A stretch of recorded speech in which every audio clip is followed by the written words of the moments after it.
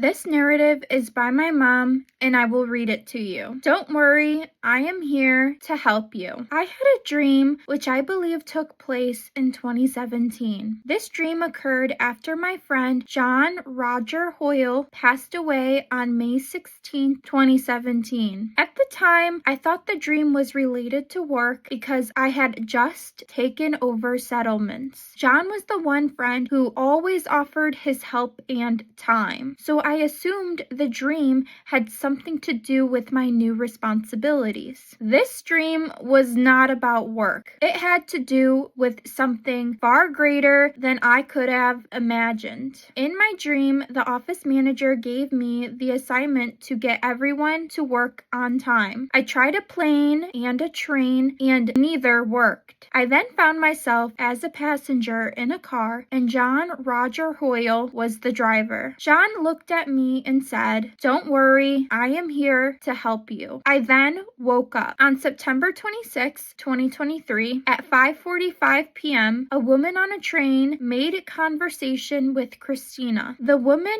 was about to get off the train at Halstead, but suddenly ran back to Christina and handed her a Bible verse card. The verse on the card read, "As for God, his way is perfect. The word of the Lord is proven. He is a shield to all who trust in him." 2 Samuel 22:31. After Charlie Kirk passed away on September 10th, 2025, I began watching videos of him on YouTube. During this time, I learned that he was the founder of Turning Point USA. I looked up Turning Point to read more information about the organization. That is when I saw America Fest 2025. From the moment I saw this event, I knew that Christina and I were meant to attend. I cannot explain how I knew, I just knew. On October 15th, 2025, I woke up to a loud left ear ring and told Christina. We went into her bedroom to figure out why. As we were talking, Christina received a loud, long left ear ring. Because it happened to both of us, we knew it was serious. Later that day, when I came home, my mom told me that my dad's surgery was scheduled for December 5th, 2025. Immediately, we knew the warnings were in regard to my dad's surgery. I knew I needed to start documenting everything about his surgery and have Christina post a video online. I tried talking to my dad about it, but he wasn't listening. I remember in my prayer saying to God that he would not listen to me. I asked God to intervene. Immediately after I said that, my hearing in my left ear went deaf for a second, and there was a change in pressure. I stopped and told Christina, "What does that mean?" On December 2nd, 2025, we went to Jewel. In the checkout area, Christina saw a male to her left wearing a sweater that said, "For God so loved the world, March 18th. Christina told me to look at his sweater. We left Jewel and got into the car, and Christina received a loud right ear ring. Right ear rings are positive signs. When we got home, my dad said it looked like they were canceling his surgery. They did not cancel his surgery. My dad had his surgery and God intervened. From the beginning, God told us to document and post the video. I also want to add that the day before Thanksgiving 2025, Judge Sanil dismissed our case. It was freezing cold that day. I told Christina, "Let's stop at Burlington. I want to see what winter jackets they have." We went into Burlington and Christina saw a shirt placed on a random rack. The shirt said, "Jesus is King, blessed forever, forever blessed." This was right after the dismissal of our case. We knew God was letting us know he was with us. After seeing America Fest 2025, I purchased plane tickets for Christina and me to travel from Chicago to Arizona. The original tickets were for December 17th, 2025 to December 22nd, 2025. I had a bad bad feeling about the date we were leaving on, so I thought maybe we needed to leave sooner. I even looked to see if there was a train we could take, but there wasn't. I then purchased plane tickets for December 14th, 2025. Later that day, Christina and I took Nino on a walk. I was still having a bad feeling about the flight and told Christina maybe we should drive. We went back and forth on it because I didn't want to be gone long from Nino. When we returned home, I was in the kitchen. I received a loud, long left ear ring. I went to Christina's room to tell her. When this happens, we need to figure out why it is happening, because left rings are a warning. Through divine intervention, we are being guided. I told her, let's look at the flight online. Maybe there is something with that. Once I pulled up Priceline, I received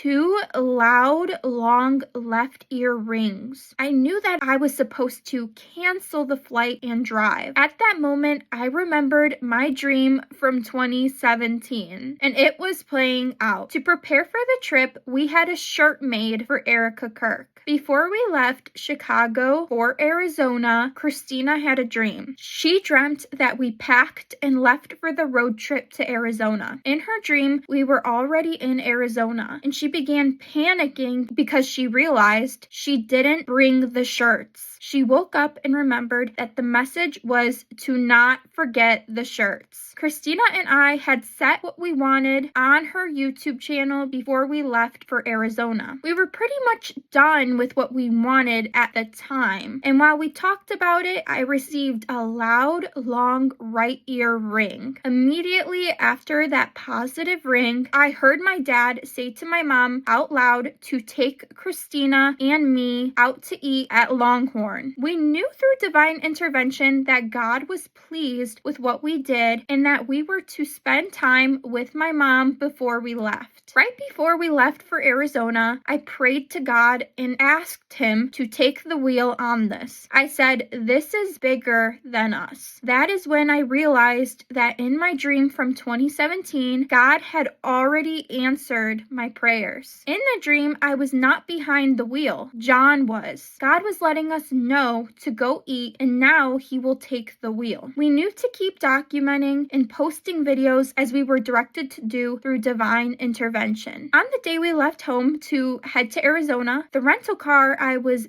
given had low tire pressure in the right front tire. It was freezing cold that day. Before we left, I told Christina we needed to put air in it. I pulled the rental car up next to my mom's truck to plug in the handheld air machine to put air in the tire. Right when we were about to plug it in, a car pulled up next to us. The man asked, "Do you need help?" I responded no and showed him the machine, telling him I was just putting air in the tire. He then said, "Are you sure? I can do it for you." I said, "No thank you. I do this all the time." After he left, Christina and I looked at each other because in my dream the message was, "Don't worry, I am here to help you." Again, it was freezing cold that day. The fact that he offered to help us was extremely kind of him. About 2 to 3 hours into driving on the expressway, a snowstorm hit. It was so icy that cars were sliding and there were many accidents. Our car started to slide into the other lane. Out loud, I said, "Please, God, help us." Right after I said that, the car straightened out as if it never was sliding. I knew instinctively that God was telling me to slow down and not to rush. The conditions were so bad on the expressway that it shut down for hours that day. We sat in our car on the expressway for 6 to 7 hours. When we finally started to move, I knew to get off and we stayed in a hotel for the night. When we entered Oklahoma on December 14th, 2026, we stayed the night at a hotel. That night, I took a shower and told Christina I thought I had a left ear ring, but I wasn't sure because the water was loud. This may have been around 10:30 p.m. The next day at 4:30 a.m., I received a loud left ear ring. That was a warning through divine intervention. We thought it might have been connected to the court docket. Maybe something was going to be filed. It wasn't until Sunday, December 21st, 2026, that I called my mom in Chicago, and she was the one who told me the basement at the house had flooded. When I came home and saw that we had a sewage buildup in the basement, I was able to connect the warning from God that I had received when I was in Oklahoma. Someone deliberately caused this to happen. When we entered New Mexico, we had plans to visit the Laredo Chapel. We were only staying one night in New Mexico. So on the day we were leaving for Arizona, December 16, 2025, we went to Laredo Chapel. We arrived at 10:30 a.m. When I went to open the door, it was locked. I checked previously online and there was nothing listed about the chapel being closed. So I was confused. We decided to wait around. About 10 minutes later, a woman opened the door and said, "Sorry, we are filming," and went over. "I hope you don't mind that you may be filmed." I told her it was fine and we walked inside. We walked in to look at the staircase. We saw the cameras where they were filming and there was a woman and a man talking. I heard a little bit of what the woman was telling the man. What stood out to me was when she said, "Miracles happen everywhere." Their conversation was on miracles, so I thought that was why they were filming the stairs. I even thought if they only knew what Christina and I were experiencing. We were experiencing many miracles. Even now, I look back and think about how God works in mysterious ways. From the moment we arrived to their filming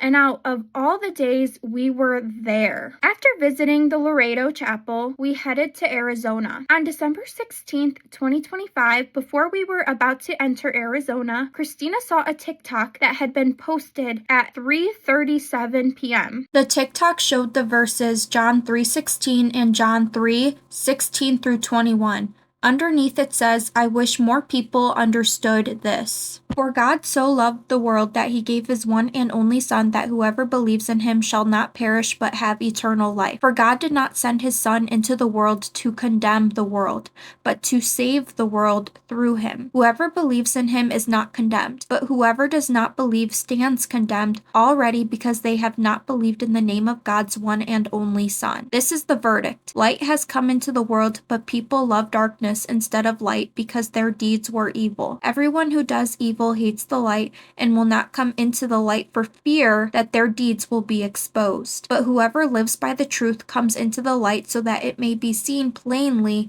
that what they have done has been done in the sight of God." Christina immediately recognized it as significant because of the timing and because this verse is one of the most well-known declarations of God's love and protection. When we entered Arizona, we stayed one night in a hotel. The next day, I noticed on the dashboard of the rental car that it still said low oil. That didn't seem right because the car rental company knew I was traveling from Chicago to Arizona. After driving for a while, the dashboard said 0% oil. I decided to stop at a Jiffy Lube and asked them to check the oil. The worker said the oil was fine. I told him I was confused as to why it said 0% oil and he didn't know. We saw a laundromat nearby and decided to stop and wash our clothes. Parked next to us was a man and his dog, a big white dog. I decided to lift the hood of the car to check the oil for myself because I didn't want any problems on the expressway. The man parked next to us offered to check the oil for us. He checked it and said, "You ladies are good." Again, my dream said, "Don't worry, I am here to help you." He was very kind and helpful. We stayed at a hotel near the Arizona Convention Center. America Fest started on December 18th, 2025. On December 17th, 2025, I received an email from America Fest listing the speakers and their times. I said to Christina, "Here is the time for Alex Clark." I told her she could see her regarding Erica Kirk. I handed Christina my phone and she looked at the time. A minute later, Christina received a left ear ring. It was a warning through divine intervention. On December 18th, 2025, we were about to leave the hotel room to head over to America Fest when Christina said out loud, "We forgot the shirt." She grabbed the shirt and we headed over. We had VIPs, so we headed down the escalators. There were a lot of people everywhere and we were trying trying to figure out where we were supposed to go. We entered a huge room and there were lines everywhere. I ended up getting into the line where you wait for them to open the door and seat yourself for the actual event. As time passed, Christina and I were confused because we didn't see Alex Clark. I tried to check my phone to verify the location and time for her meet and greet, but I couldn't find it. I told Christina she needed to go ask a worker because we were late. Christina asked and then told me the line was on the other side of the room. We walked over, and at the exact moment we got in line, Alex was coming out. I recall, and I could be wrong, but I believe she was 10 minutes late coming out. I immediately thought of the Laredo Chapel where the doors opened 10 minutes late. The line moved very quickly and then she was done. At the time, we believed that the left ear ring Christina had the night before was for us to pay attention because we could have missed her. We were in the wrong line. Although we could have handed the shirt to other Turning Point representatives doing a meet and greet, we planned for Alex on our first day at the event. Now, there may be another reason why Christina received a left ear ring. On April 24th, 2026, Christina had a dream. I recall being in Dunkin' Donuts. I was thinking about us needing to get this out and how to go about it. There was a guy there. I asked him if he thought Alex Clark would participate, and he said probably. And then I remember being at home and asking my grandma, and she said probably she's young. Through divine intervention, God has also been revealing and guiding us in our dreams. On December 20th, 2025, Christina and I were walking from McDonald's to Jimmy John's in Arizona when a homeless woman approached us. She asked, "Are you with the church?" I said no and asked why. She said she didn't want money but was very hungry and asked if we could bring her food. She said, "Please don't tell me you will, and don't, because people do that to me." She said her daughter was hungry and named someone else. I asked how many people needed food, and she replied 6 people. I went to get the food and had Christina drop it off to them. I am documenting this because of the timing and the number she gave us, which became significant later. When we left Arizona on December 22nd, 2025, I knew it was fine to take a plane home. I believed God was only warning us not to take a plane going there. We were scheduled to leave on flight 4545 at 10:10 a.m. from Phoenix, Arizona to Chicago. While we were at the airport, Christina's name was being called over the intercom to go to the security checkpoint because they had something that belonged to her. We felt we had everything when we didn't. At the security checkpoint, I grabbed a laptop thinking it was Christina's. The security guard seemed to have been new and was moving laptops around, making it confusing. When we got home, I realized I ended up with a laptop that belonged to a CEO. I am documenting this because the timing and circumstances were unusual, and I interpreted it as symbolic given the broader pattern. I am documenting the experience exactly as it occurred. While we were waiting for our flight to leave for Chicago, there were 6 nuns standing near where we would board the plane. Our plane was late and we were faced in the other direction, so I wasn't watching who was boarding. When it was our time to board the plane, I could see further up that there were nuns boarding our plane. I believe all 6 nuns boarded. This could be verified through flight records. I interpreted the 6 homeless individuals we met, the 6 nuns we saw at the boarding area, and the CEO laptop incident as symbolic and meaningful within the larger pattern I have been tracking. My interpretation at the time was that the 6 nuns represented protection, the 6 homeless individuals represented the vulnerable, and the CEO laptop incident represented a symbolic connection to the broader issues I have been documenting. Christina and I have experienced repeated harassment involving airplanes, flights, and symbolic references, and I interpreted the presence of the 6 nuns as reassurance that we were protected. I believed God was letting us know that through everything we have been experiencing, we are protected and guided, and that nothing happening around us is without meaning. On January 15th, 2026, we were at Chicago Midway Airport to pick up a car rental from National. While I was in line checking in, Christina saw a male walking by wearing a shirt that said Desert of John on the back. This wording aligns with John the Baptist, whose ministry took place in the wilderness and centered on baptism and preparation. When we went to pick up the actual car, an employee asked us if we wanted the silver or the blue car. This was done on purpose, as blue symbolizes boy. Inside the car, there was a piece of paper that said Chris. We believe this was done to mimic Christina's name. We had already documented in videos regarding a death note. Nancy ended up having her baby on January 16, 2026. The day after we picked up the car rental. In a dream I had on March 15th, 2026, Nancy says to me to show her what's on the paper. What happened on January 15, 2026 connected to the dream I had on March 15th, 2026. God works in mysterious ways. On January 30th, 2026 at 2:48 a.m., I was on YouTube scrolling through videos. I had stopped scrolling and was about to put my phone away when my ears went deaf for a split second and I felt a rush of wind moving through them. The timing made me stop and look at my phone again, and I knew I was being prompted to pay attention to the next video on the screen. This video was by Austin Groft Shorts. Austin Groft was on a college campus asking students what is the shortest verse in the Bible. At the end, a student answered, Jesus wept. Austin asked how he knew, and the student replied, saved by his grace, man. What is the shortest verse in the Bible? Jesus wept. This guy knows ball. First guess, off the rip. How do you know that? Saved by his grace, man.